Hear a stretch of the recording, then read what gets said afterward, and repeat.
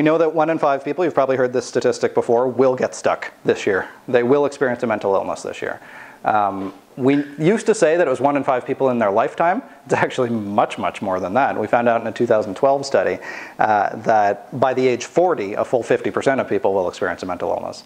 That's just by the age 40. So then when you encounter dementia, especially when you layer in dementia in later life, which is a mental illness as well, though more biologically based than most, it's almost 100% of people who will deal with a mental health problem in their lifetime.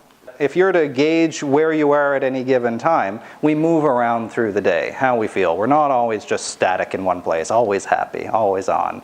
We're not, generally speaking, not always stuck in the sad place. But the point is that we usually have a home base, and it's somewhere near the middle if you're mentally healthy, if you're well balanced. If you dip down for whatever reason, you get bad news, it makes you really sad, maybe a friend passes away, or a family member, a loved one, that might bring you way down here. But we know how the grieving process works, and everybody goes through it at some point in their life. Eventually you come back up again.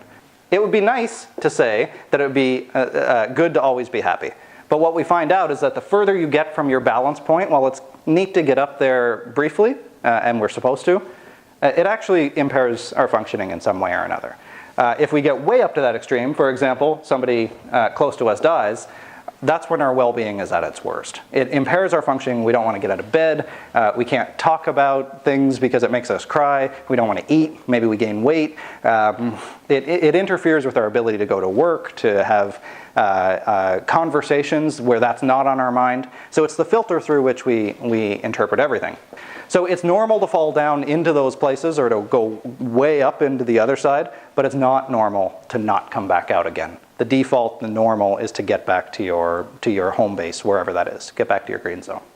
When you hear the word mental illness, when you hear the word mental health, or when people use them interchangeably or talk about even things like schizophrenia or bipolar disorder or personality disorders, some of those seemingly scarier things, these are all just things that live on the exact same spectrum. These are us. We know what these feelings are already. It's not hard to build empathy when you realize that they're living with feelings that I already know. I just need to be able to break down my own wall that's preventing me from building empathy with that person.